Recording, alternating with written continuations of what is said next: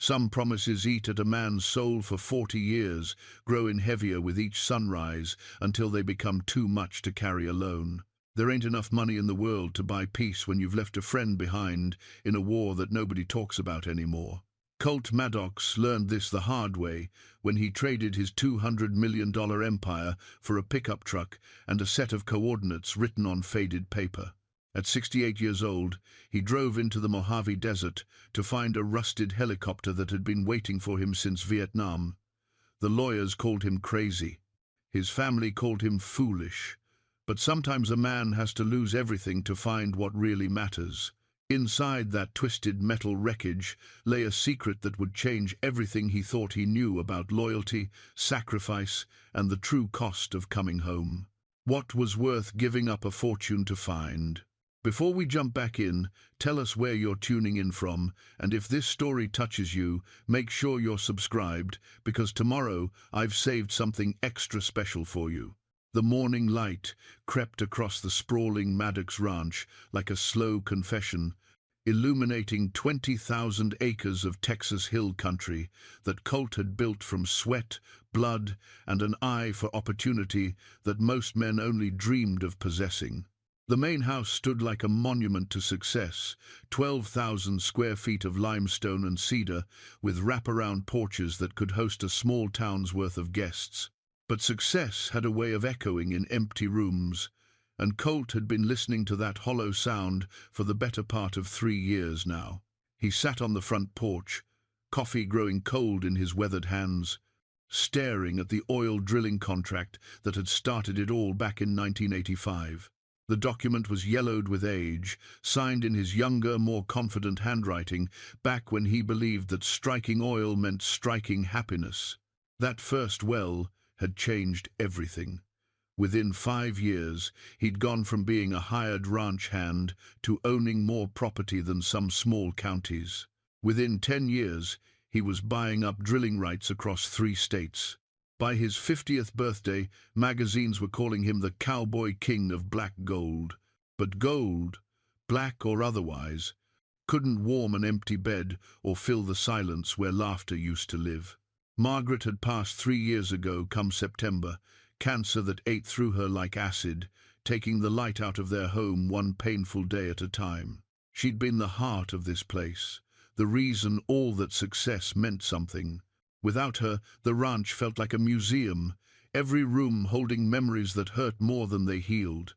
Their daughter, Sarah, lived in Dallas now, married to a banker who wore suits that cost more than most folks made in a month. She visited twice a year, Christmas and Colt's birthday, bringing her 2 boys who were more interested in their phones than horses. The boys were good kids, but they looked at Colt like he was some relic from a bygone era, a grandfather who smelled of leather and spoke in metaphors they didn't understand. Sarah had been after him for months to sell the ranch, move to some retirement community where he could play golf and complain about the weather with other old-timers. She meant well, but she didn't understand that a man couldn't just pack up his life's work like it was winter clothes going into storage. What she really didn't understand was the weight that had been pressing down on Colt's chest since long before her mother died, a weight that had nothing to do with oil wells or cattle prices and everything to do with a promise he'd made to a friend in a jungle 47 years ago. Tommy Reeves had been his co-pilot in Vietnam, a kid from small-town Oklahoma with a grin that could charm the bark off a tree and reflexes that had saved their helicopter crew more times than Colt could count. They'd flown together for 8 months, covering supply runs and troop transport across territory that changed hands more often than a poker chip. Tommy had a way of making even the worst missions feel manageable, always cracking jokes over the radio, always finding something good to say about the worst situations. The last time Colt saw him alive was on a Tuesday in March 1976.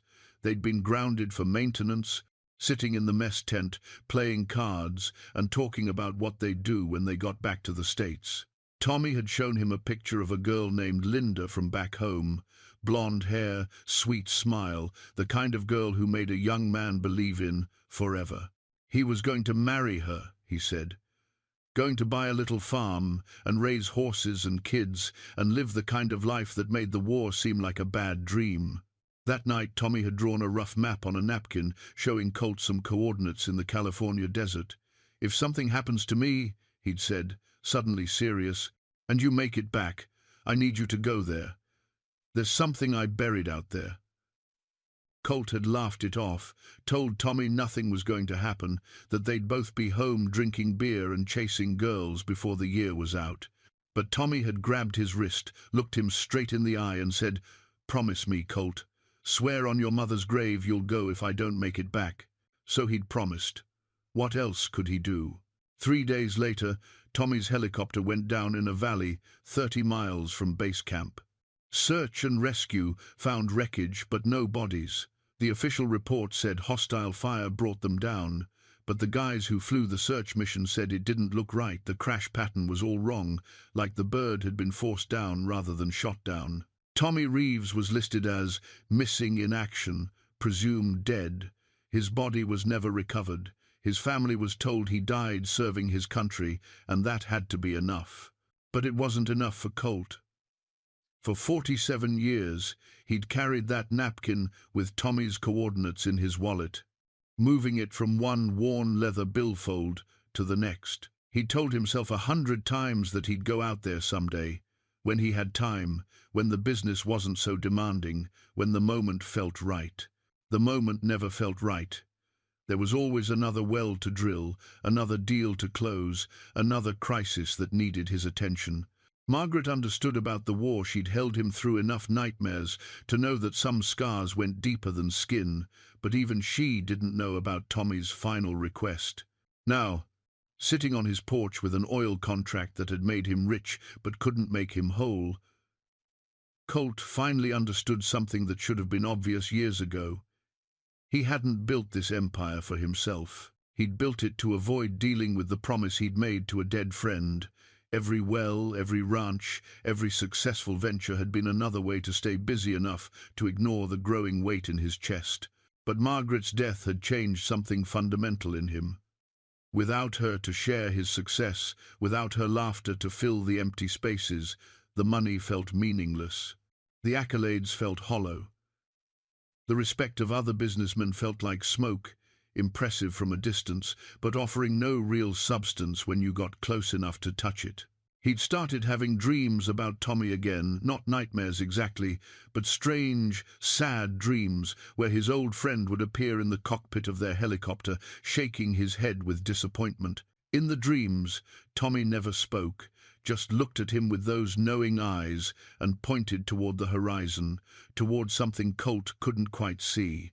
Sarah thought he was going through a delayed grief reaction, maybe some kind of depression that would pass with time and proper medical attention. She'd suggested therapists, medications, even a cruise to help him find himself again.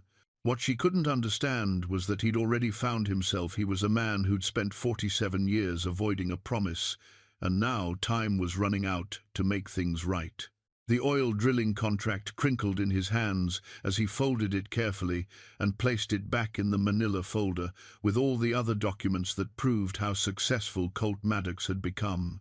Success measured in dollars and acres, in newspaper articles and business awards, in everything except the one currency that actually mattered, a man's word to his friend. He stood up slowly, his knees protesting the morning chill and too many years of hard living. The coffee had gone completely cold, but he drank it anyway, grimacing at the bitter taste. It seemed appropriate somehow. Nothing in his life tasted quite right anymore. Inside the house, the silence pressed against him like a living thing. Margaret's pictures still smiled from the mantel, and her reading glasses still sat on the kitchen table where she'd left them the last time she'd been strong enough to read. He'd kept everything exactly as she'd left it, not out of sentiment, but out of a strange kind of paralysis, as if changing anything would mean admitting she was really gone. But she was gone, and keeping her world frozen in time wouldn't bring her back any more than money could buy forgiveness for promises unkept. Colt walked to his study and pulled out the bottom drawer of his oak desk, the drawer that contained everything he'd never been able to throw away. Tommy's napkin was there, faded but still readable. So were Tommy's dog tags, which had been returned to Colt after the army gave up searching for his friend's body. A photograph of their crew, 8 young men grinning in front of their helicopter, was tucked behind a stack of old letters. He held the photograph up to the morning light streaming through the window. Tommy was third from the left, arm draped around Colt's shoulders, both of them so young they looked like boys playing dress-up in military uniforms. Tommy's grin was infectious, even in the faded photo, the kind of smile that made you want to smile back, even when you didn't feel like it. "I'm sorry I waited so long," Colt said quietly to the photograph. "But I'm ready now. I'm finally ready to keep my word." He placed the photo, the napkin, and the dog tags in his shirt pocket, close to his heart. Then he picked up the phone and dialed his lawyer's number. It was time to do something that would shock everyone who thought they knew Colt Maddox. It was time to trade an empire for the chance at redemption. The conference room at Hartwell, Brennan and Associates had seen its share of dramatic moments over the years, but nothing quite like the scene unfolding on this particular Tuesday morning in October. 3 of Dallas's most expensive lawyers sat around a mahogany table that cost more than most people's cars, staring at documents that would make headlines from Texas to Wall Street. Colt Maddox sat at the head of the table, dressed in his good jeans and the white shirt Margaret had always said brought out the blue in his eyes. He'd polished his boots that morning, though he couldn't say exactly why.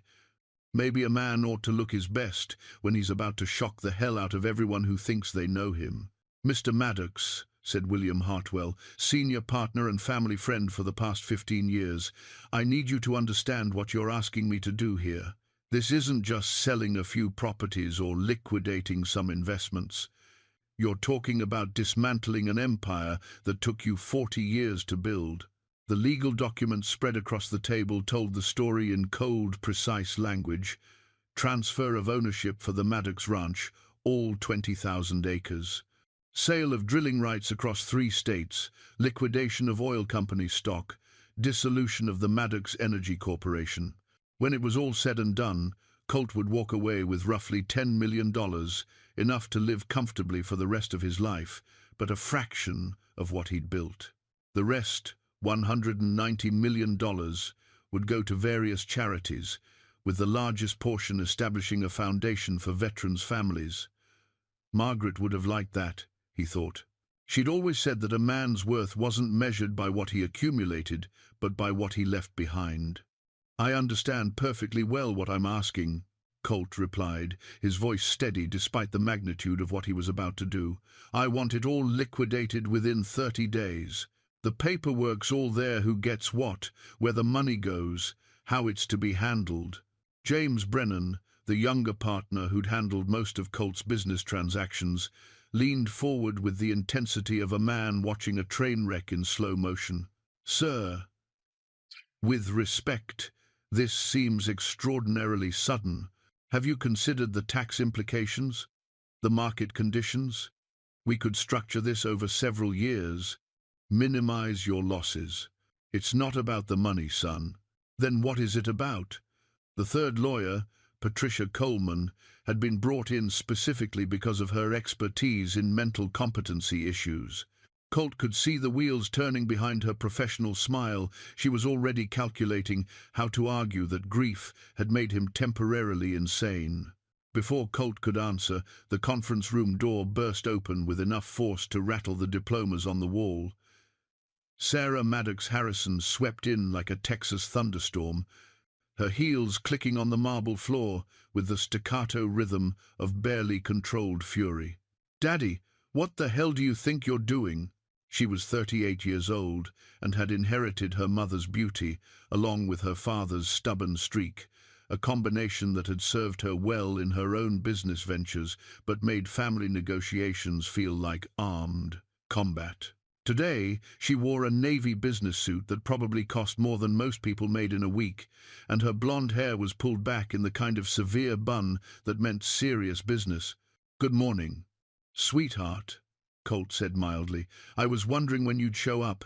"Don't you?"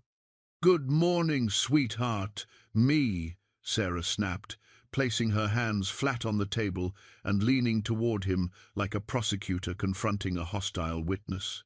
"Bill called me an hour ago, said you'd lost your mind and were trying to give away everything you've worked for. Please tell me he's exaggerating." Colt gestured toward the documents. "See for yourself." Sarah grabbed the nearest contract and scanned it quickly, her face growing paler with each line. "The ranch? Daddy, you're selling the ranch?" "The place where Mama lived, where I grew up, where your grandchildren come to visit. The new owners will take good care of it. I made sure of that in the contract." "That's not the point." Her voice cracked slightly, revealing the hurt beneath the anger. "That's our home. That's our family's legacy. You can't just throw it away like it means nothing." "It doesn't mean nothing," Colt said quietly, "but it's not where I need to be anymore." "Then where do you need to be?" Sarah's voice had dropped to a whisper, and for a moment she looked like the little girl who used to climb onto his lap after nightmares, seeking comfort in his steady presence.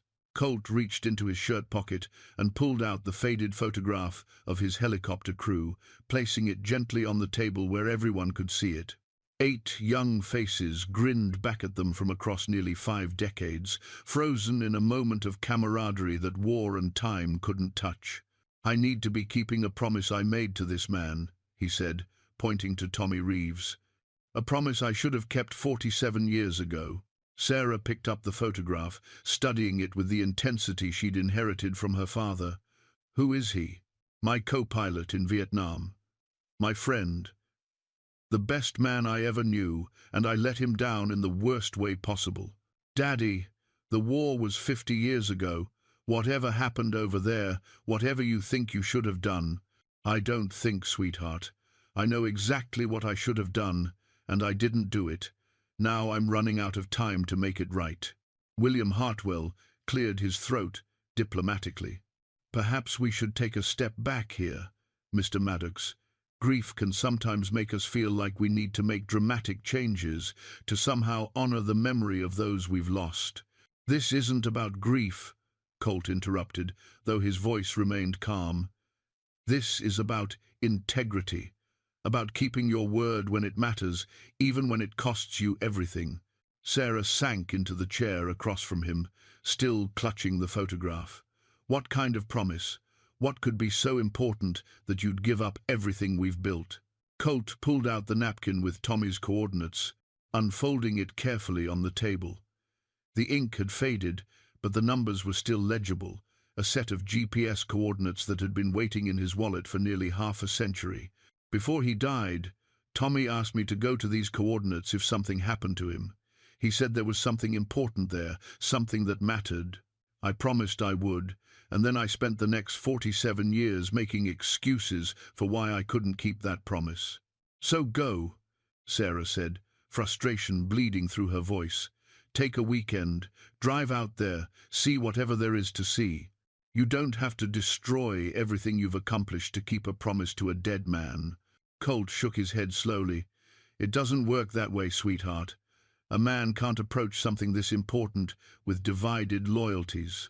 If I'm going to do this, really do this, then I need to do it right. I need to go out there with nothing but the promise itself. No safety net, no empire to fall back on if things get difficult." "That's the most ridiculous thing I've ever heard," Sarah said, but her voice lacked conviction. She'd grown up around her father's business dealings, had seen him make decisions that seemed crazy to everyone else, but somehow always worked out. This felt different, though more personal, more final.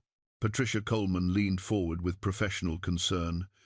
"Mr. Maddox, I have to ask, have you been experiencing any depression, any feelings of hopelessness since your wife's passing?" "Sometimes grief can manifest as a desire to make radical changes." "I've never been more sure of anything in my life," Colt said, meeting her gaze directly. "I've spent 3 years sitting in that empty house, surrounded by everything I thought I wanted, and I've been miserable every single day. The money can't bring Margaret back, and it can't ease the weight I carry about Tommy. But maybe, if I'm lucky, keeping my word to him might give me some peace." Sarah was quiet for a long moment, studying the faded napkin with its careful coordinates. Finally, she looked up at her father with eyes that held both love and exasperation. "You're really going to do this, aren't you? No matter what I say, no matter what anyone says, you're going to sign away everything you've worked for and drive off into the desert chasing ghosts." "I am." She closed her eyes and took a deep breath, the kind her mother used to take before accepting one of Colt's more outrageous decisions. Then, God help us all. Colt reached across the table and covered her hand with his. "I know you don't understand, sweetheart. I know this seems like I'm abandoning everything that matters. But sometimes a man has to lose everything to find out who he really is." An hour later, the contracts were signed, witnessed, and filed. Colt Maddox, who had arrived at the law office as one of the wealthiest men in Texas, walked out with a cashier's check for $10 million and the coordinates to a place he'd been afraid to visit for 47 years. The rest, his life's work, his monument to success, his hedge against ever being powerless again, belonged to other people now. What remained was the man himself, the promise he'd made, and the long road to redemption that stretched ahead like a desert highway with no visible end. 2 days later, Colt loaded his pickup truck with everything he figured he'd need for a journey that might take him anywhere from a week to the rest of his life. The truck was a 2018 Ford F-150, midnight blue, with enough miles on it to prove it was more than just a rich man's toy. He'd bought it new but had never babied it. Margaret used to tease him about driving a $100,000 truck to check on cattle that could have cared less about his choice of transportation. The morning was crisp and clear, with that particular quality of autumn light that made everything seem both sharper and more forgiving. He stood in the driveway of the house that would soon belong to a family from Austin, good people, the lawyers had assured him, who would respect the land and maintain the traditions that made the place special. His packing had been methodical, almost military in its precision.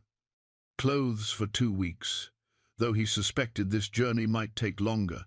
Camping gear that hadn't seen use since his younger days but was still in good condition, tools, first aid supplies, and enough food to last a man who wasn't particular about gourmet dining. He'd included Margaret's thermos, the one she'd used for their Sunday drives, filled with coffee strong enough to wake the dead. The most important items rode in his shirt pocket: Tommy's faded napkin with the coordinates, the photograph of their helicopter crew, and something he'd discovered that morning while going through his old military gear, Tommy's dog tags, which had been returned to him after the army officially declared his friend missing in action. He'd forgotten about the dog tags until he was packing his own military mementos. They were tarnished with age but still readable. Reeves, Thomas J. 123456789, B15, NOV 54, M.R.C. Below that, stamped in smaller letters, no preference. Tommy had been one of those guys who didn't much care about organized religion but figured he ought to put something down on the forms, just in case. The metal felt warm in Colt's palm as he examined them in the morning light. He'd carried guilt about these dog tags for decades.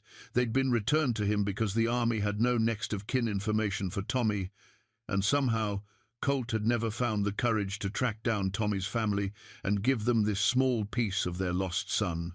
Another failure. Another promise deferred. His phone rang as he was adjusting the load in his truck bed, and Sarah's number appeared on the screen. He'd been expecting this call. She'd been unusually quiet since the signing, which in Sarah's case usually meant she was planning something. "Morning, sweetheart."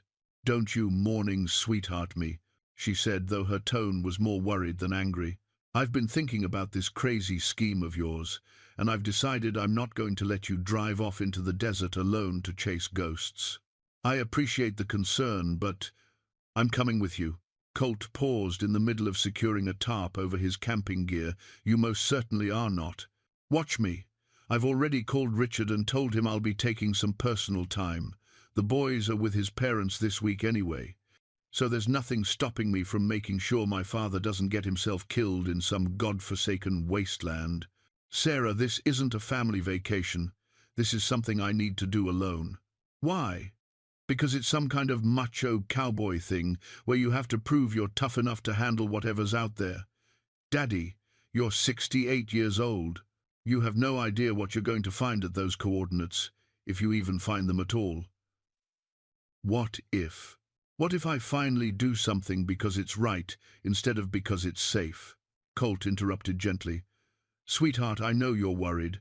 I know this seems reckless and maybe even selfish, but some things a man has to face by himself. There was a long pause on the other end of the line, and when Sarah spoke again, her voice was smaller, more vulnerable. I'm scared, Daddy. I'm scared that you're running away from us, from your real family, to chase after something that happened 50 years ago.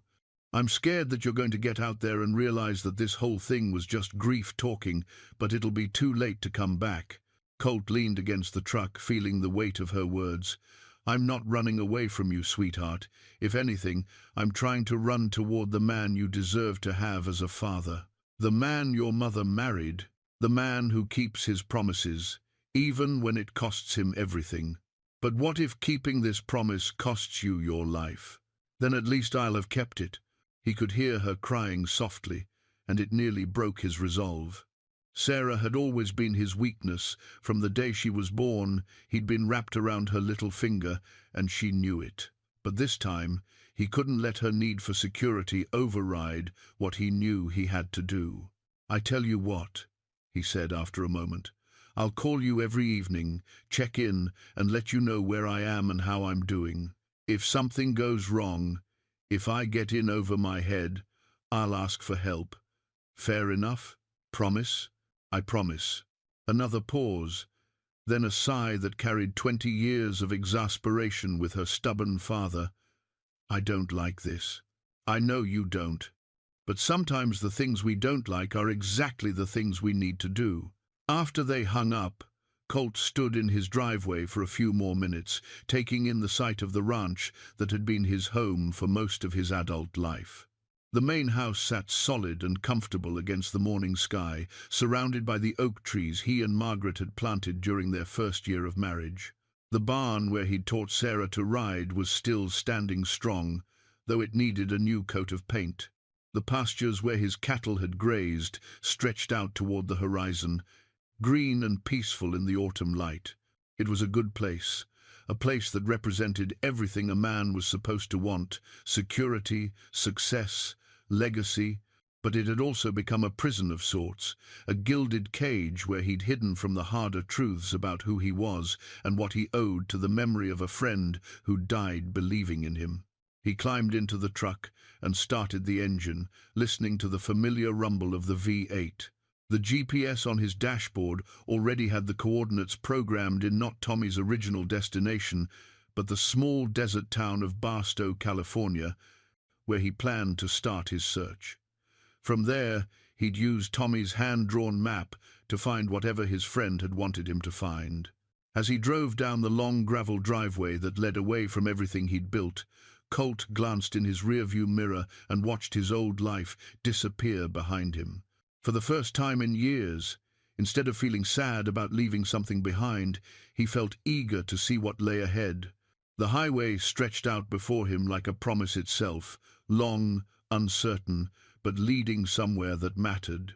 In his shirt pocket, Tommy's dog tags clinked softly against the photograph of their crew, a gentle reminder that some journeys were worth taking even when you couldn't see the destination. Behind him lay the ashes of an empire built on avoiding hard truths. Ahead lay the possibility of redemption, bought with everything he'd accumulated and paid for, with the courage to finally face what he'd been running from for 47 years. The road to California had never looked so much like a road home.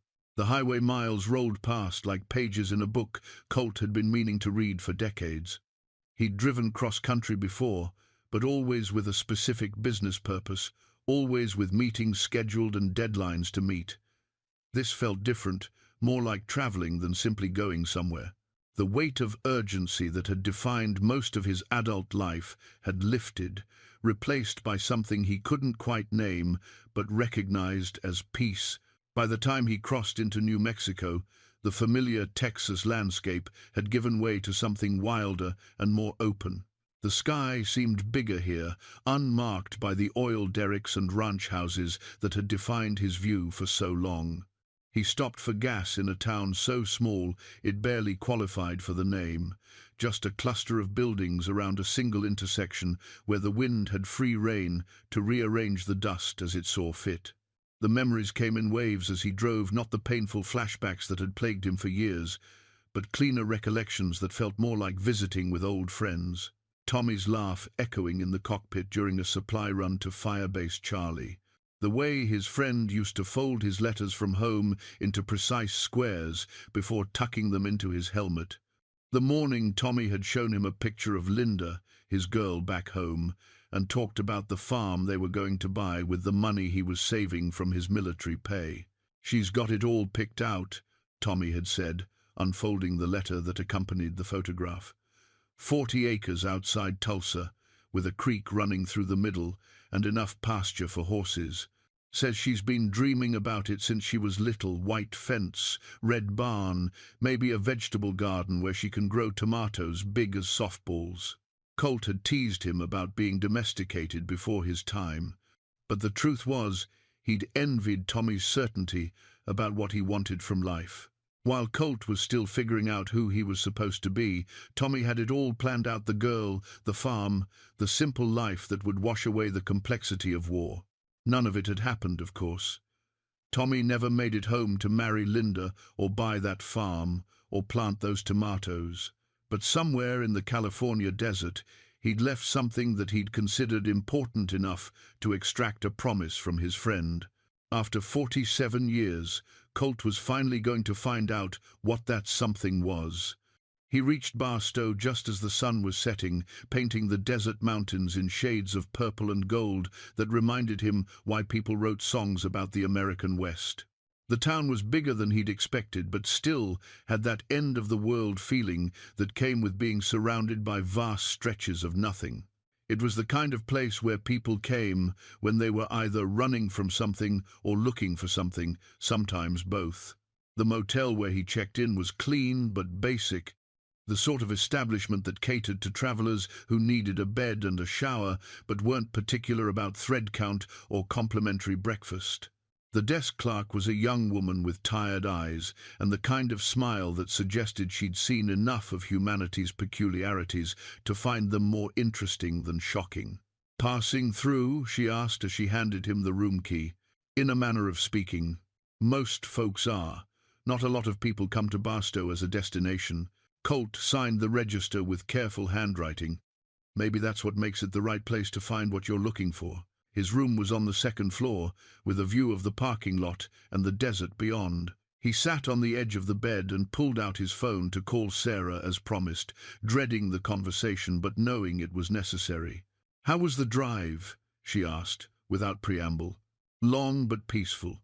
I'm in Barstow, California, safe and sound in a motel that's seen better decades but still has running water and cable television." "Barstow," she repeated, and he could hear her typing on her computer. "It says here it's in the middle of the Mojave Desert. Daddy, what exactly are you looking for out there?" "I won't know until I find it." "That's not an answer." "It's the only answer I've got right now, sweetheart." There was a pause. Then Sarah's voice came back softer, more worried than angry. "Richard thinks you're having some kind of breakdown. He's been researching grief counselors and talking about interventions. Richard means well, but he's never lost a friend in a war. Some things can't be fixed with therapy and good intentions, but they might be fixed by driving around the desert looking for something that might not even exist anymore." Colt pulled Tommy's hand-drawn map from his wallet and spread it on the motel room's small table. The napkin was more fragile than he'd remembered. The ink faded to the point where it was barely legible in the room's dim lighting. But the essential elements were still there, a rough sketch showing a canyon, some distinctive rock formations, and a small X marking the spot where Tommy had said he'd hidden something important. "It exists," Colt said, with more confidence than he felt. Tommy wasn't the kind of man to send someone on a wild goose chase. Tommy's been dead for 50 years, Daddy. Even if he did hide something out there, what are the chances it's still there? What are the chances you can even find it? I guess I'll find out tomorrow. After they hung up, Colt walked to the window and looked out at the desert landscape, now dark except for the distant lights of the highway. Somewhere out there, in all that emptiness, was the answer to a question that had been eating at him for nearly half a century. Tomorrow, he'd start looking for it, in earnest. He spread Tommy's map on the table under the room's brightest lamp and studied it carefully. His friend had been a good artist. The sketch showed surprising detail for something drawn on a napkin during a conversation between soldiers. The canyon was roughly triangular, with steep sides and what looked like a dry stream bed running through the bottom. The rock formations Tommy had drawn looked like fingers pointing toward the sky, and the X was marked near what appeared to be the canyon's eastern wall. It wasn't much to go on, but it was more than Colt had hoped for when he'd started this journey. Tomorrow, he'd drive into the desert with Tommy's map and his own determination, looking for a place that existed somewhere between memory and hope. Outside, the wind picked up, carrying the scent of sage and the promise of morning. For the first time since Margaret's death, Colt fell asleep without the weight of unfinished business pressing down on his chest. Tomorrow would bring its own challenges, but tonight he was exactly where he was supposed to be. 1 day's drive away from keeping a promise he should have kept 47 years ago. In his dreams, Tommy was waiting for him somewhere in the desert, grinning that infectious grin and pointing toward something just beyond the horizon. This time, Colt didn't wake up before he could see what his friend was trying to show him. The desert dawn came slowly, like a secret being revealed one shade at a time. Colt stood outside his motel room with coffee that tasted like it had been brewed in a boot, watching the Mojave transform from black shadow to purple mystery to the kind of stark, honest landscape that didn't allow for illusions. By the time the sun cleared the eastern mountains, he was ready to find what Tommy had been waiting 47 years for him to discover. The local diner served breakfast to truckers, tourists, and the occasional treasure hunter drawn by stories of lost gold mines and abandoned military installations scattered throughout the desert. Colt sat at the counter, working his way through eggs and bacon while studying Tommy's hand-drawn map under the fluorescent lights. "You look like a man with a purpose," said the voice beside him. Colt looked up to find an older gentleman settling onto the adjacent stool, probably mid-70s. With skin weathered by decades of desert sun and eyes that held the particular clarity that came from seeing a lot of life without letting it make you bitter. He wore faded jeans, work boots that had earned their scuffs honestly, and a John Deere cap that had seen better years. "Pete Hawkins," the stranger said, extending a calloused hand. "Been living in these parts since before most folks knew where Barstow was. Colt Maddox. Just passing through, looking for something." Pete's eyes went to the napkin map spread on the counter. "That's some interesting artwork you got there. Looks military. I can always tell when something's been drawn by someone who learned to make sketches that might save lives someday. You serve. Army Corps of Engineers, 2 tours in Nam. You, helicopter pilot. Same war." Pete nodded with the understanding that passed between veterans who didn't need to explain what that meant. "Mind if I ask what you're looking for out there? Desert's full of interesting things, but most of them are better left alone." Colt hesitated, then decided that a man who'd survived 2 tours in Vietnam and 40 years in the desert had probably earned the right to an honest answer. "I'm looking for something a friend of mine hid out there in the 70s. Made me promise to find it if anything happened to him." And something happened to him. Helicopter went down in 76. Never found his body. Pete was quiet for a moment, studying the map with the intensity of someone who knew the terrain intimately. "This canyon here," he said, pointing to Tommy's triangle-shaped sketch, "looks familiar. If I'm reading this right, your friend was somewhere north of here, maybe 20 miles into the desert, where the BLM land butts up against the old gunnery range. You know the area?" "Know it like my own backyard. Been exploring these parts since I got out of the service." There's a canyon that matches this description. Steep sides, dry creek bed, rock formations that look like fingers pointing at the sky. Local folks call it Devil's Pocket on account of how the wind sounds when it blows through there. Colt felt his pulse quicken. How do I find it? Pete pulled a pen from his shirt pocket and drew on a napkin, his lines confident and precise. Take Highway 247 north about 15 miles, then turn east on this dirt road here. It's not marked, but you'll know it by the old windmill that's been broken since the Carter administration. Follow that road maybe 5 miles till you come to a fork, then bear left toward those hills that look like sleeping camels. Canyons hidden in there, tucked away where you can't see it until you're almost on top of it. Is it safe to drive out there alone? Safe as anywhere else in the desert, which is to say, it'll kill you if you're stupid about it.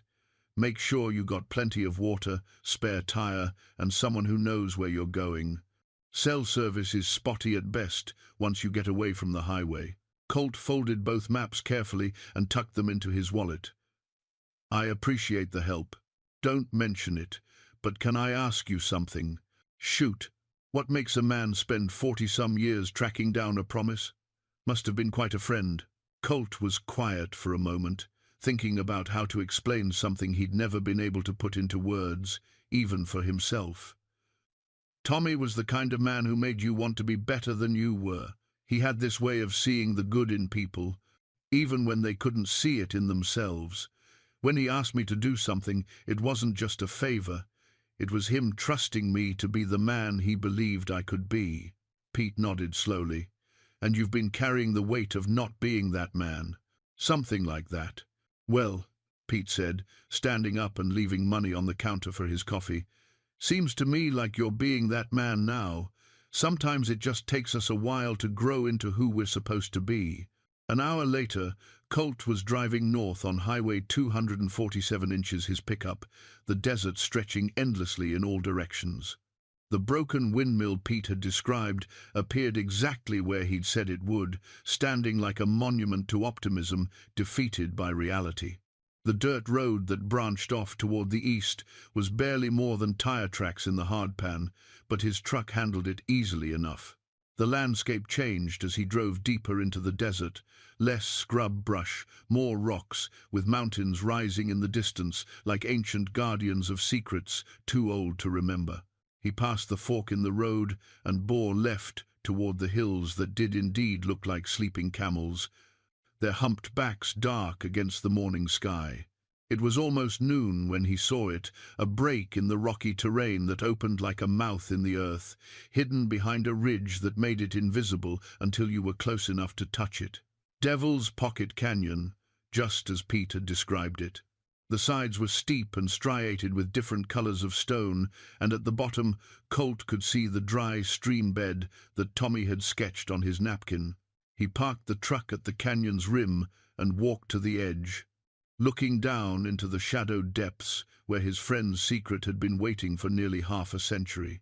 The rock formations Tommy had drawn were there, fingers of stone pointing toward the sky like accusatory gestures frozen in time.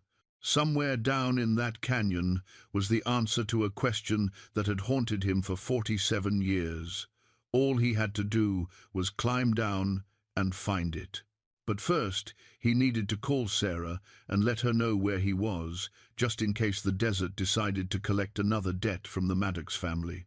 The descent into Devil's Pocket Canyon took Colt longer than he'd expected, partly because of the treacherous footing, and partly because with each step down the rocky slope, he was moving closer to a truth that had been waiting for him since 1976. By the time he reached the canyon floor, the sun was directly overhead, turning the narrow space into a natural oven that reminded him uncomfortably of some of the valleys he'd flown through in Vietnam. The helicopter wreckage sat against the canyon's eastern wall, exactly where Tommy's ex had marked it on his hand-drawn map. Even after 47 years, it was unmistakably a UH-1 Huey, the same type of aircraft they'd flown together in Southeast Asia. The desert had preserved it better than Colt had dared hope. While the paint had long since faded and the metal showed the rust and corrosion of decades, the basic structure remained intact. But this wasn't a combat loss. Even from a distance, Colt could tell that the helicopter had been deliberately landed rather than shot down. The skids were planted firmly on the canyon floor, the rotor blades were folded back as if the aircraft had been carefully parked, and there was no evidence of battle damage or catastrophic mechanical failure. Someone had flown this bird into the canyon intentionally, landed it safely, and then never taken off again. Colt approached the wreckage slowly, his heart hammering in a way that had nothing to do with the desert heat or the difficult climb. Each step brought him closer to answers he'd been seeking for nearly half a century, but also closer to truths that might be harder to bear than the uncertainty he'd lived with for so long. The cockpit was empty, though the pilot's seat still showed the impression where someone had sat for long periods. The instrument panel was dark and cracked, most of the gauges either broken or missing entirely. But when Colt climbed into the familiar space where he'd spent so many hours during the war, muscle memory took over and his hands found the controls automatically. It was then that he noticed the radio equipment. Unlike the rest of the aircraft systems, the radio had been partially disassembled and modified with components that looked newer than the helicopter itself. Someone had spent considerable time and effort rigging a communication system that could operate independently of the aircraft's main electrical system. Wires ran from the radio to what appeared to be a solar battery charging system mounted on the aircraft's roof. More importantly, a small green LED light was still blinking steadily on the radio's front panel. After 47 years, this piece of equipment was still functional. Colt stared at the blinking light for a long moment, trying to process what he was seeing. Someone had not only hidden this helicopter in the canyon, but had also set up a long-term communication system designed to operate for decades without maintenance. The level of planning and foresight required for such a setup suggested this wasn't a hasty decision made by someone in trouble, but a carefully orchestrated operation with a specific purpose. He found the radio's power switch and turned it on, half expecting nothing to happen. Instead, the unit hummed to life with the electronic whine that seemed impossibly loud in the canyon's silence. The display showed numbers that meant nothing to him, but the fact that it was receiving power after all these years was remarkable enough. Then he noticed the cassette tape player built into the radio system. It was an old model, the kind that had been standard military issue in the mid-70s, but like the radio, it showed signs of modification and upgrade. A tape was already loaded in the player, and a handwritten label on the cassette read, "For Colt, play when you get here." Colt's hands shook as he pressed the play button.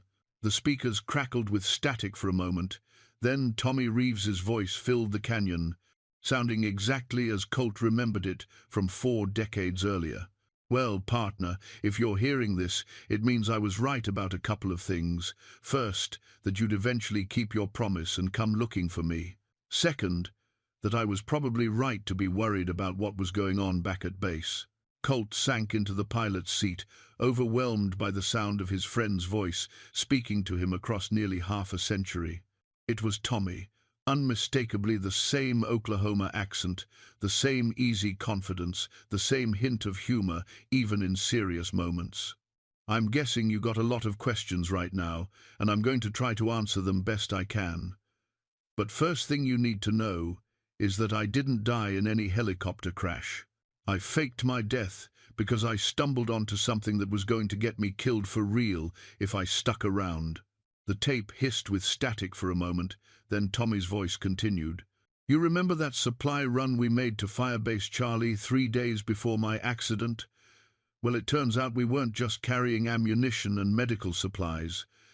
There were some wooden crates in that cargo that weren't on any manifest, and when I got curious and took a look inside, I found something that made my blood run cold." Colt closed his eyes, remembering that mission.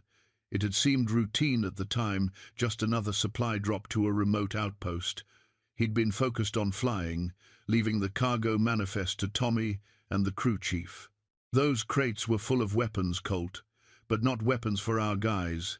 They were AK-47 seconds, Chinese-made ammunition, even some Soviet bloc explosives. Someone was using our supply runs to arm the other side. And when I started asking questions about it, I got some very unfriendly visits from people who suggested I might want to keep my curiosity to myself. The implications hit Colt like a physical blow. If Tommy was telling the truth, then someone in their own chain of command had been involved in selling weapons to the enemy, weapons that were likely used to kill American soldiers. I tried to go through proper channels, reported it to my CO, even tried to get word to intelligence, but everywhere I turned, doors got slammed in my face. Worse than that, I started getting threats. Anonymous phone calls in the middle of the night, mysterious accidents with my equipment, that sort of thing. It became pretty clear that whoever was running this operation had enough juice to make problems disappear permanently. The tape continued with Tommy, explaining how he'd gathered evidence, documenting the weapons transfers, and identifying the personnel involved. But the more evidence he collected, the more dangerous his position became. So I did the only thing I could think of to do. I made myself disappear before they could make me disappear permanently. Took this bird on what was supposed to be a routine patrol, flew it out here to this canyon I'd scouted during a previous mission, and set it down where nobody would think to look for it. Colt opened his eyes and looked around the canyon with new understanding. This wasn't just a hiding place, it was a refuge, a sanctuary where Tommy had hoped to wait out the danger long enough to find someone he could trust with the truth. The evidence is all here, Colt. Everything you need to prove what was happening, who was involved, and how they covered it up. I'm hiding it where you'll find it, along with this recording, because I know that someday you'll come looking for me, and I want you to have the whole story. The recording ended with Tommy's voice growing softer, more personal. I'm sorry I had to let everyone think I was dead, partner. I know that probably hurt you, and I'm sorry for that. But I couldn't see any other way to stay alive long enough to make sure the truth came out someday. Take care of yourself, and thanks for keeping your promise. The tape clicked off, leaving Colt alone in the canyon with the weight of revelations that changed everything he thought he knew about his friend's disappearance and his own service in Vietnam. Colt sat in the helicopter's cockpit for a long time after Tommy's recording ended, trying to process what he'd just heard. The desert silence pressed in around him, broken only by the occasional whisper of wind through the canyon walls and the steady electronic hum of the radio equipment that had preserved his friend's voice for 47 years. Tommy hadn't died in a helicopter crash. He'd faked his own death to escape assassination by people within their own military command structure. The implications were staggering, but they also explained things that had never made sense about the incident. Why the search and rescue operation had been called off so quickly, why Tommy's body was never found, why the official report had been so vague about the details of the crash. There had been no crash. Just a carefully orchestrated disappearance by a man who discovered something that powerful people were willing to kill to keep secret. Following Tommy's instructions from the recording, Colt began searching the helicopter's cargo area for the hidden evidence his friend had mentioned. It didn't take long to find what he was looking for, a panel in the floor that had been carefully modified to create a concealed compartment.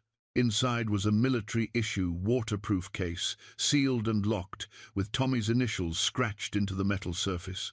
The case was heavier than Colt had expected, and when he opened it, he understood why. Inside were dozens of photographs, documents, audio cassettes, and what appeared to be official military correspondence, all carefully organized and labeled with Tommy's characteristic attention to detail. But more than that, there were items that turned Colt's blood cold. Photographs of wooden crates being loaded onto their helicopter, close-up shots of Soviet-made weapons and ammunition, and documents bearing the signatures of officers Colt recognized from their base command. Among the papers was a thick folder labeled Operation Steel Rain Classified. Inside were documents that made Colt's hands shake as he read them. What Tommy had stumbled onto wasn't just a rogue weapons-dealing operation. It was a systematic program designed to provide arms to both sides of various conflicts in Southeast Asia, artificially prolonging hostilities for reasons that had nothing to do with military strategy and everything to do with profit. American servicemen had died from weapons sold to the enemy by their own command structure, and the profits had been used to fund black operations that Congress had never authorized. Tommy had documented it all: bank account numbers, shipping manifests, communication intercepts, even audio recordings of conversations between the conspirators. But the most damning evidence was a series of photographs showing Colonel Marcus Brennan, their base commander, personally overseeing the transfer of weapons to known enemy contacts. Brennan had been the father figure of their unit, the man who'd given inspiring speeches about duty and sacrifice and the importance of their mission. Seeing him in these photographs, casually shaking hands with people who were actively trying to kill American soldiers, was like discovering that your own father had been poisoning your dinner for months. As Colt worked his way through the evidence, a picture emerged that was even more disturbing than simple arms dealing. The conspiracy had tentacles that reached back to the Pentagon, involving officers who'd used their positions to enrich themselves, while American soldiers died with weapons that their own command structure had provided to the enemy. Tommy's documentation was thorough and meticulous, but it was also incomplete. Many of the documents were marked as Part 1 of 3, or C continuation files, suggesting that what Colt was looking at represented only a portion of the evidence Tommy had gathered. The rest, apparently, had been hidden somewhere else. At the bottom of the case, Colt found a sealed envelope marked "For Colt Read Last." Inside was a handwritten letter in Tommy's familiar scrawl, dated just a few days before his supposed death. "Partner," the letter began, "if you're reading this, it means the situation has gotten worse than I hoped, and I had to go through with the disappearance plan.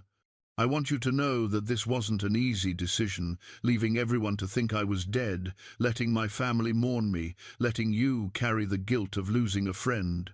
But they were closing in, and I didn't have any other choice. The evidence in this case is just the tip of the iceberg.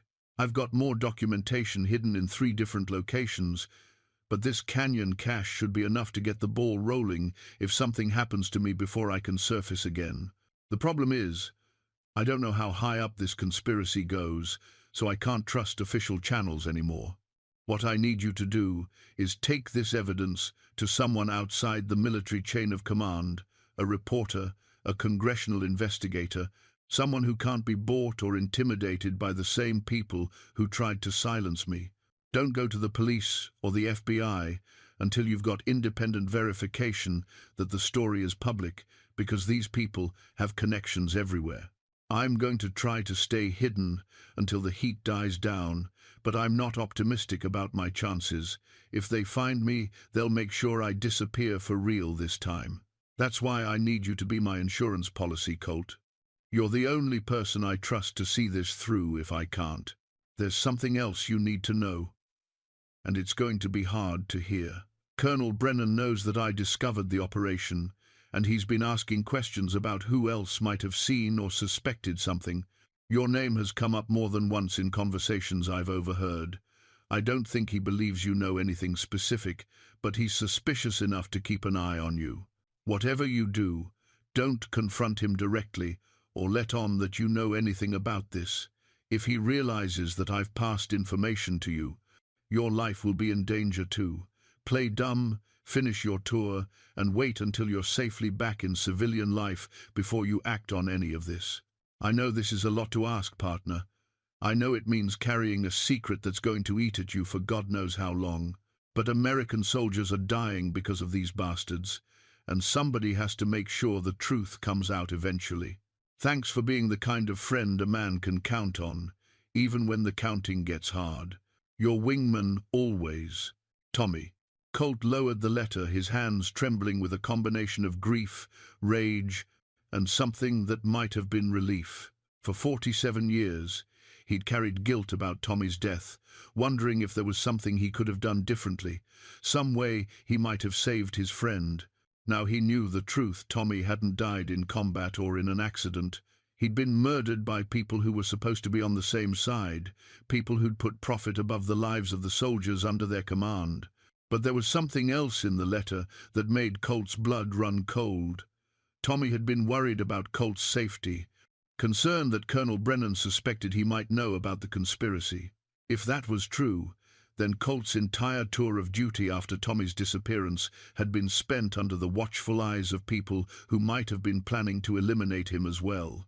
He thought back to those final months in Vietnam, remembering incidents that had seemed like routine military chaos at the time, but now took on a more sinister meaning. The reassignment that had moved him away from supply runs to routine transport missions.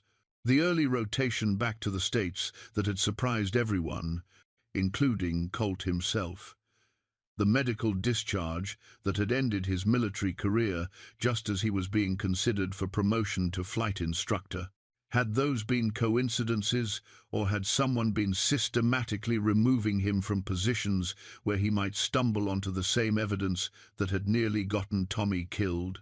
The desert sun was beginning to set, casting long shadows across the canyon floor and reminding Colt that he'd been in this hidden place for most of the day. He needed to get back to his truck before full darkness made the climb out of the canyon dangerous. But first, he had to decide what to do with the evidence Tommy had preserved for him. Taking it with him was the obvious choice, but Tommy's warning about the conspiracy's reach made him hesitant to simply load everything into his pickup and drive back to civilization. If these people had been willing to murder a soldier to protect their secret in 1976, what would they do to a civilian who threatened to expose them in 2023? As he carefully repacked the evidence into its waterproof case, Colt's phone buzzed with a text message. The fact that he was receiving any signal at all in this remote canyon surprised him, but what surprised him more was the message itself. "Mr. Maddox, we need to talk. Your recent travels have attracted some unwanted attention. Please call the number below immediately. Your safety may depend on it." The message was unsigned, but it included a phone number with a Washington, D.C. area code.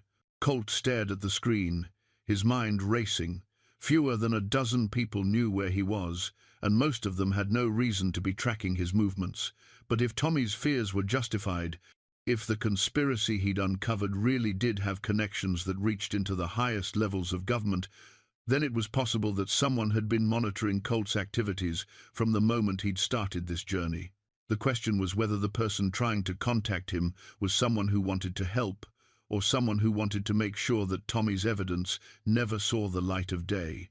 The climb out of Devil's Pocket Canyon in the fading desert light was treacherous enough without the weight of Tommy's evidence case and the knowledge that unknown forces might be tracking his every move.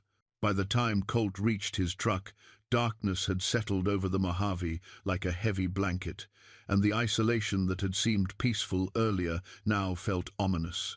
He secured the evidence case in his truck's lockbox, then sat in the driver's seat for several minutes, staring at the mysterious text message on his phone.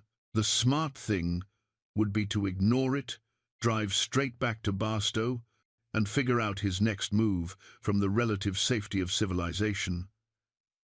But 47 years of wondering had taught him that sometimes the smart thing wasn't the right thing. He dialed the number. It was answered on the first ring by a woman's voice, professional and carefully controlled. "Mr. Maddox, thank you for calling. My name is Agent Jennifer Walsh, and I'm with a federal task force that's been investigating the same conspiracy your friend uncovered in Vietnam. How do you know about Tommy? We've been aware of Operation Steel Rain for several years now, but we've never had access to the kind of evidence that could build a prosecutable case. When our surveillance systems flagged your GPS coordinates and cross-referenced them with missing person reports from the Vietnam era, we realized you might have found something significant." Colt felt a chill that had nothing to do with the desert night air. "You've been watching me? Not you specifically, but the location you visited today. We've had monitoring equipment in that area for the past 3 years, ever since we learned that someone involved in the original conspiracy was making inquiries about the whereabouts of Thomas Reeves." Someone's been looking for Tommy? Someone's been looking for Tommy's evidence. The same evidence that's probably sitting in your truck right now. Agent Walsh's words confirmed Colt's worst fears. The conspiracy Tommy had uncovered wasn't just a historical footnote, it was an active threat, with people still alive and still committed to keeping their secrets buried. Mr. Maddox, I need to be very direct with you. Your life is in danger. The moment you accessed that evidence, you became a target for people who've spent nearly 50 years covering up their crimes. We can protect you, but only if you're willing to cooperate with our investigation. What kind of cooperation? We need you to bring the evidence to a secure location where our team can document it properly. More importantly, we need your help in identifying the personnel involved. You served with these people, you knew their faces, their voices, their habits. That kind of first-hand knowledge is invaluable in building a case. Colt was quiet for a moment, weighing his options. Trust a federal agent he'd never met, or strike out on his own with evidence that could get him killed. Neither choice felt particularly safe. How do I know you're really a federal agent?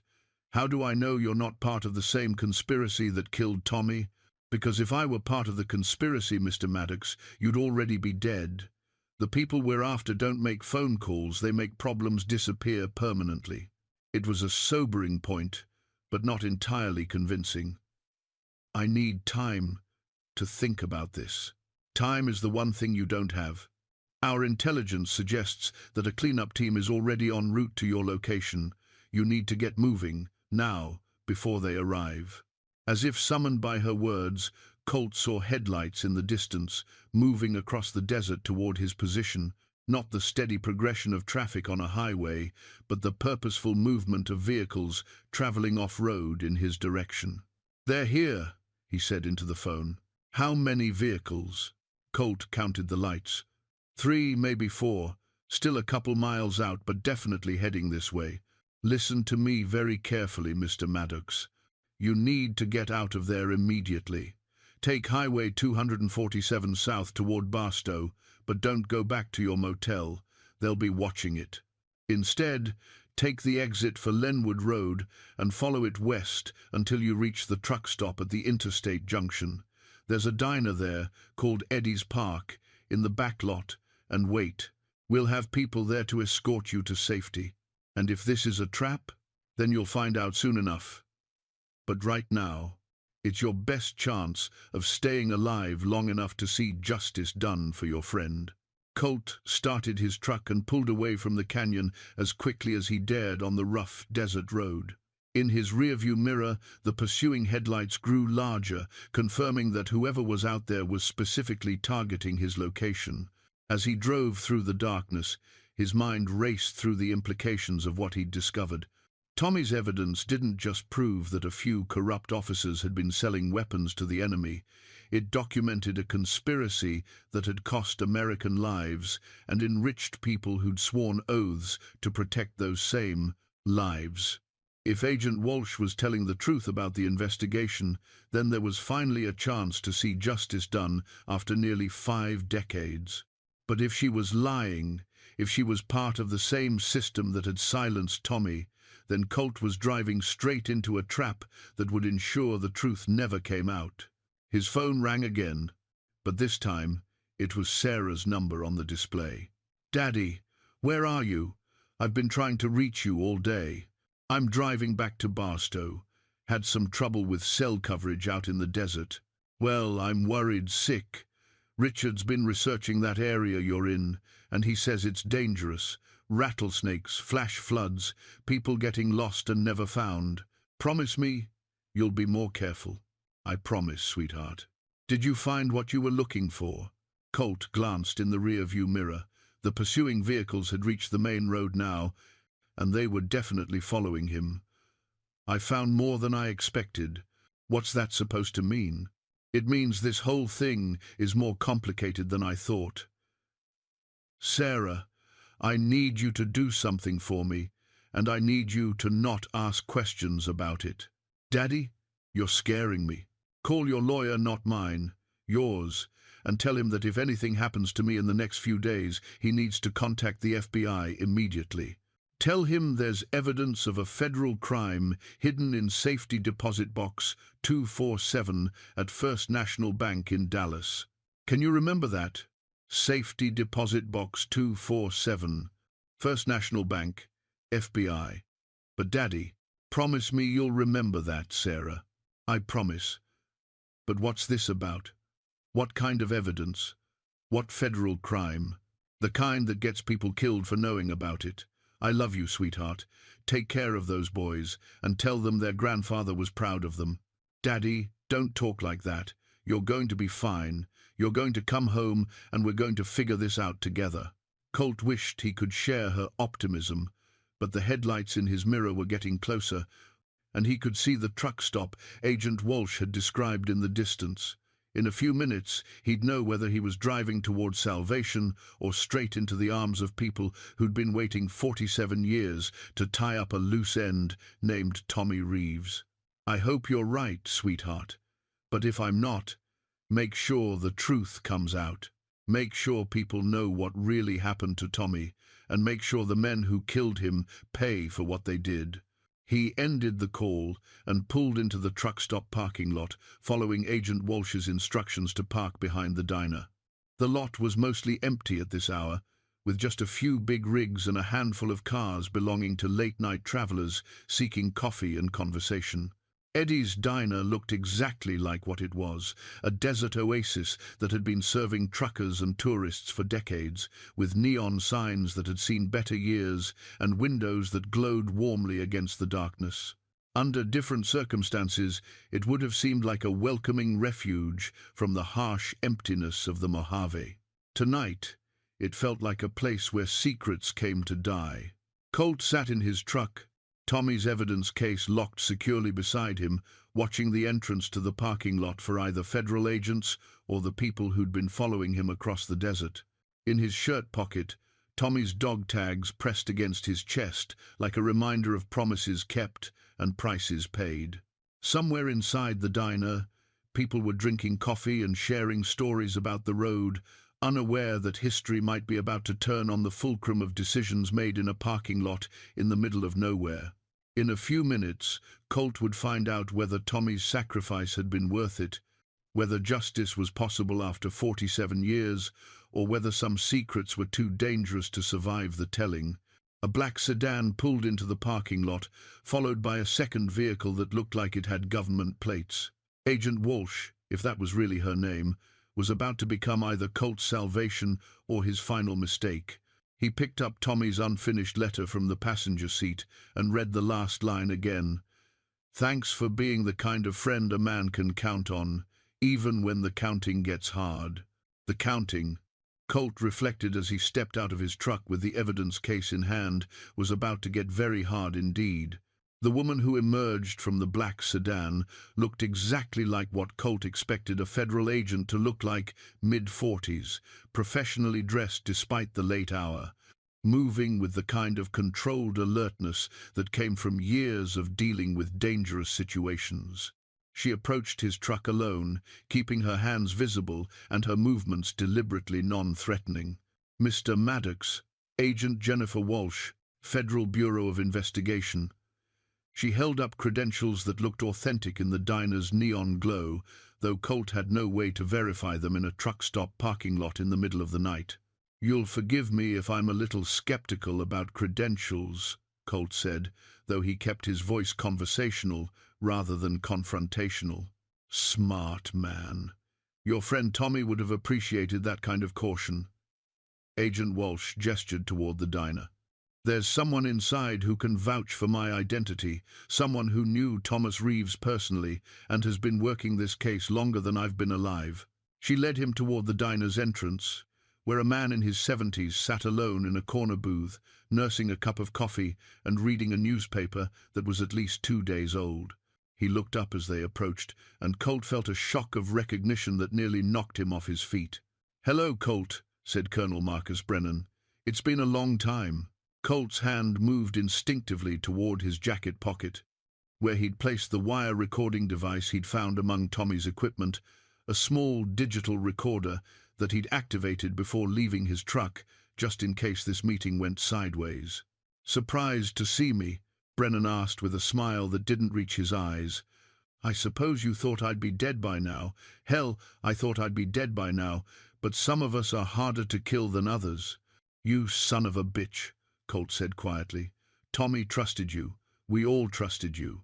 And I've spent 47 years living with that betrayal," Brennan replied, gesturing for Colt to sit across from him in the booth. "But before you decide whether to try to shoot me or just walk away, you might want to hear the whole story." Agent Walsh slid into the booth beside Brennan, her position making it clear that she was protecting him rather than arresting him. "Colonel Brennan has been working with federal investigators for the past 15 years, helping us build a case against the people who were really running Operation Steel Rain. I was the fall guy," Brennan explained, his voice carrying the weight of decades spent carrying guilt.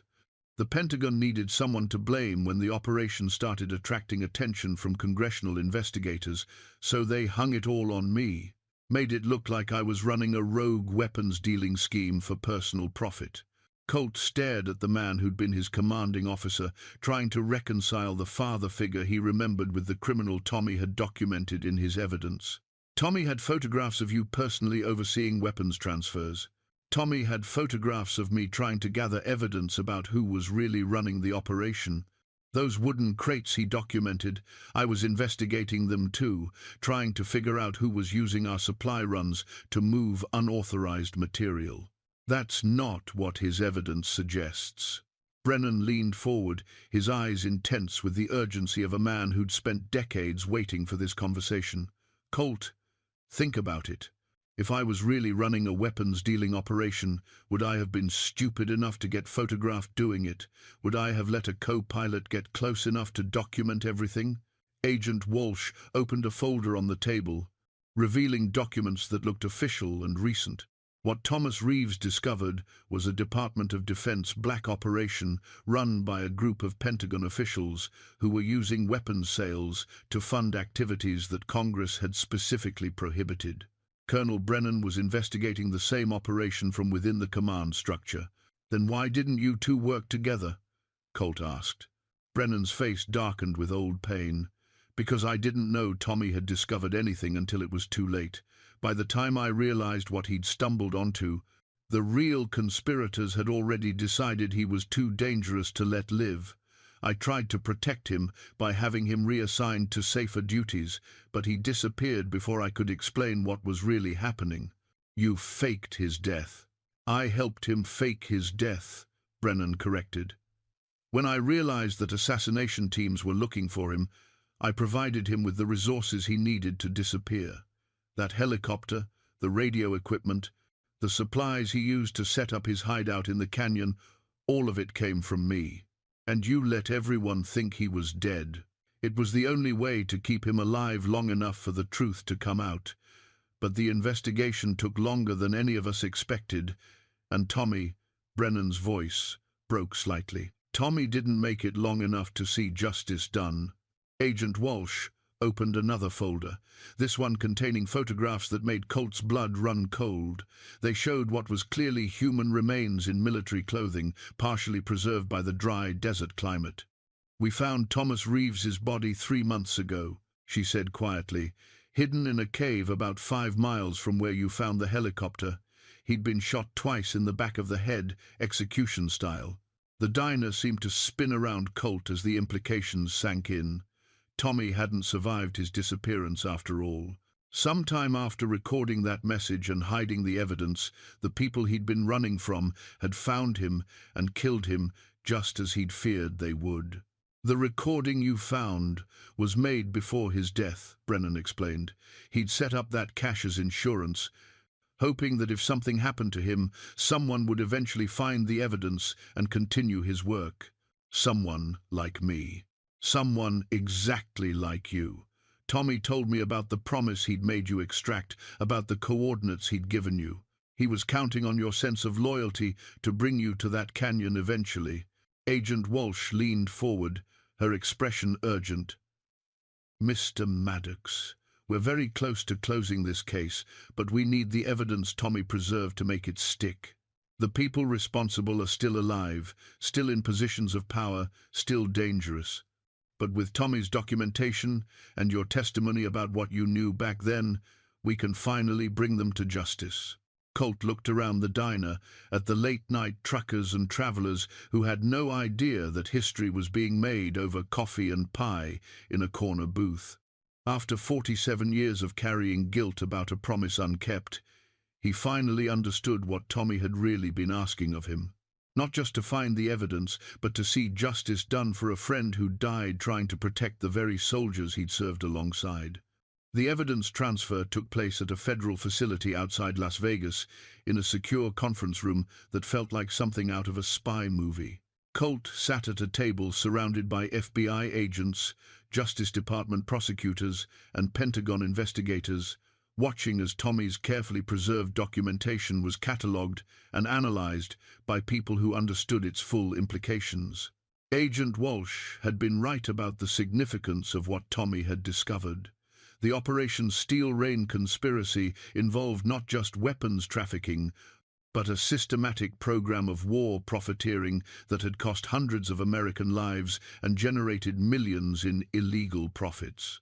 The evidence Tommy had died protecting was the missing piece that connected decades of suspicious activities to specific individuals who were still alive and, in some cases, still in positions of authority.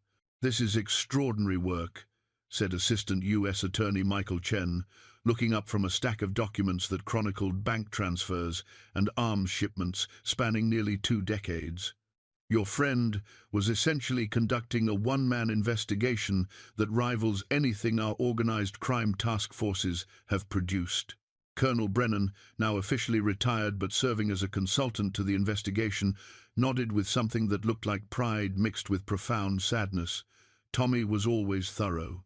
Even as a young co-pilot, he had this need to understand how everything fit together, to see the big picture instead of just focusing on his immediate responsibilities. "It's going to be enough to prosecute?" Colt asked. "More than enough," Agent Walsh replied. "We've already secured indictments against 6 individuals, including 2 former Pentagon officials who are still alive.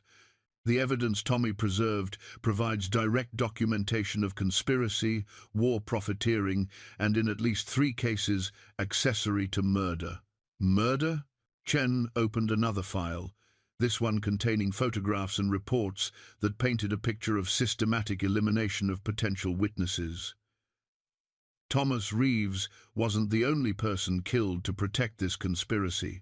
"We've identified at least 4 other servicemen who died under suspicious circumstances after discovering aspects of the operation." The weight of that revelation settled on Colt like a physical burden. Tommy hadn't just been one man who'd stumbled onto corruption.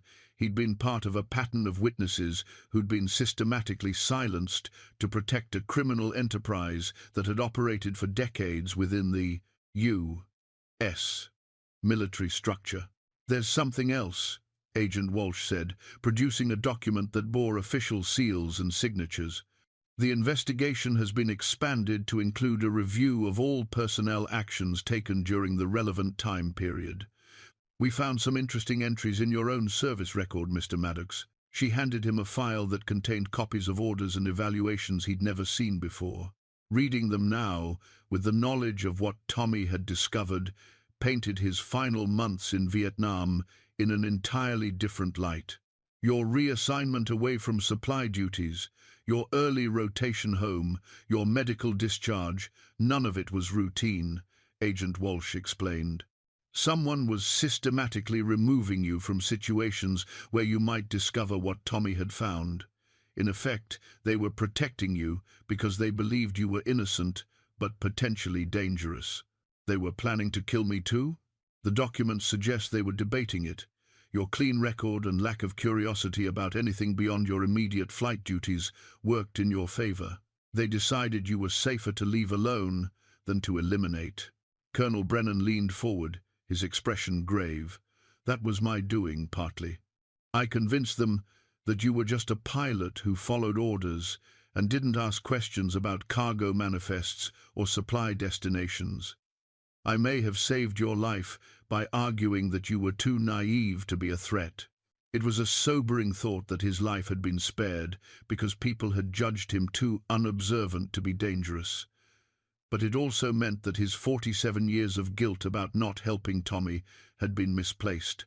He'd never had the chance to help because people much more powerful than him had been manipulating events from the beginning. "What happens now?" Colt asked. "Now we finish what Thomas Reeves started," Chen replied. "The grand jury has already returned indictments, and arrests will begin within the week. Some of these people are quite elderly, but they're going to face trial for conspiracy, war profiteering, and accessory to murder." Agent Walsh pulled out a final document, an official letter bearing the seal of the Department of Defense. "There's also this. The Pentagon has agreed to posthumously award Thomas Reeves the Congressional Medal of Honor for his service in exposing corruption within the military command structure. It's the least we can do for a man who gave his life trying to protect his fellow soldiers." Colt stared at the document, feeling something in his chest that might have been the weight of 47 years finally lifting. Tommy would receive the recognition he deserved, his name would be cleared, and his sacrifice would be remembered as an act of heroism rather than a tragic accident. "I'd like to be there when you present it to his family," Colt said. "We were hoping you'd say that," Agent Walsh replied, with the first genuine smile he'd seen from her. "Tommy's sister, Linda, is still alive. She's 83 now, living in Tulsa. She never stopped believing that her brother was a hero, even when the official records suggested otherwise." "Linda?" Colt looked up sharply. "The girl from the photograph?" Colonel Brennan nodded. "She never married. Spent her whole life waiting for Tommy to come home, then spent the next 47 years trying to prove he was a better man than the army said he was. She's going to be very happy to meet the friend who finally kept his promise." For the first time since this journey began, Colt felt something that might have been peace settling in his chest. Tommy's promise had been kept, justice would be served, and a hero's name would finally be cleared after nearly half a century of shadows. The road to redemption had been longer and more complicated than he'd expected, but it had led exactly where it was supposed to go. 6 months later, Colt stood in a cemetery outside Tulsa, Oklahoma, watching as military honor guards folded an American flag with the precision that only comes from performing the same ceremony hundreds of times for heroes who never made it home. The headstone was simple granite, engraved with words that finally told the truth. "Thomas J. Reeves, Congressional Medal of Honor, Hero of the Vietnam War, Defender of Truth." Linda Reeves Patterson stood beside him, her hand resting on his arm for support. At 83, she was smaller and more fragile than the young woman in Tommy's photograph, but her eyes held the same gentle strength that had made her brother believe in the goodness of people even in the worst circumstances. "He would have liked you," she said quietly as the honor guard presented her with the folded flag. "Tommy always said the measure of a man wasn't how quickly he got where he was going, but whether he got there at all when it mattered." The ceremony was small, just family, a few local veterans, and the federal agents who'd worked the case. But it felt complete in a way that the grand prosecutions and newspaper headlines hadn't. This was personal, intimate, the kind of goodbye that should have happened 47 years ago, but was finally taking place where it belonged. Sarah stood on Colt's other side, her own eyes wet with tears for an uncle she'd never met, but had come to understand through her father's stories. She'd driven down from Dallas with her boys, both of whom had listened with rapt attention as Colt explained how sometimes doing the right thing required more courage than anyone should have to possess. "Grandpa," said Jake, the older boy, "why did it take so long for people to find out the truth?" It was a good question, one that Colt had wrestled with throughout the investigation and trials that had dominated the past 6 months. 6 men had been convicted of conspiracy and war profiteering, including 2 former Pentagon officials who'd spent decades in positions of authority they'd never deserved. Justice had been served, But it had come too late for Tommy, and too late for the other soldiers who died because of the weapons their own command structure had provided to the enemy. "Sometimes the truth is dangerous to powerful people," Colt replied, "and it takes time for someone brave enough to stand up to them. Your great-uncle Tommy was that brave, but he paid the price for it." "Are you brave like that too?"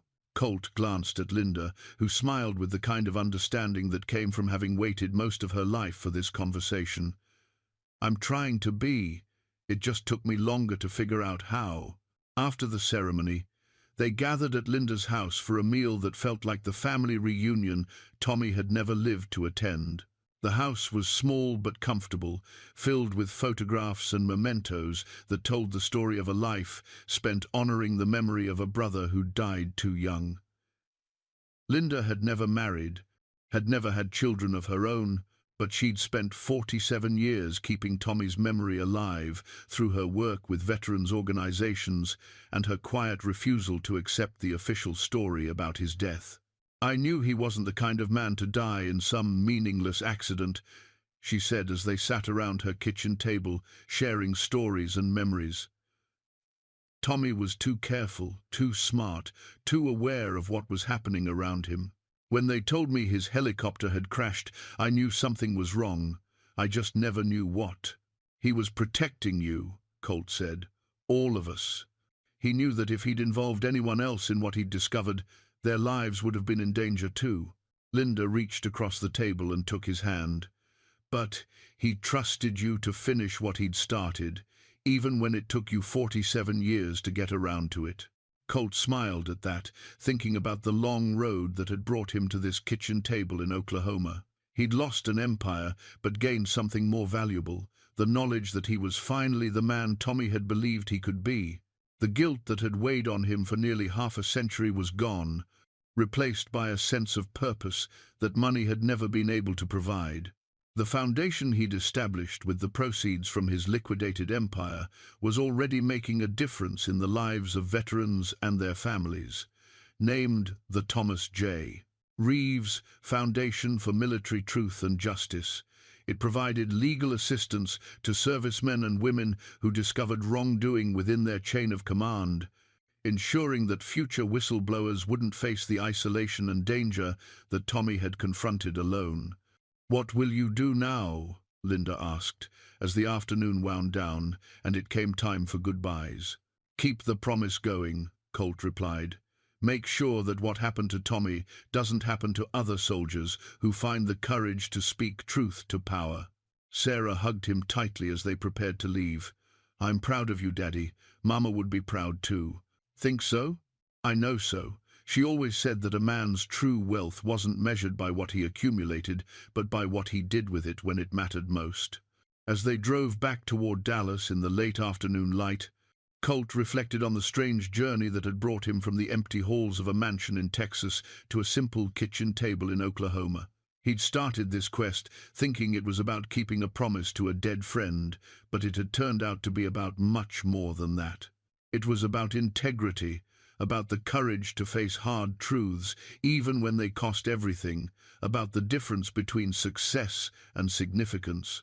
Tommy's dog tags rode in his shirt pocket one last time, but tomorrow he would place them in the Foundation's offices as a reminder of the price that real heroes pay and the debts that true friends never stop working to repay.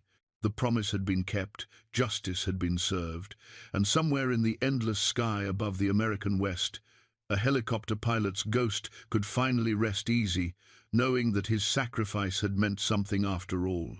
Some promises, Colt had learned, are worth a lifetime of waiting to keep, and some friends are worth giving up everything to honor.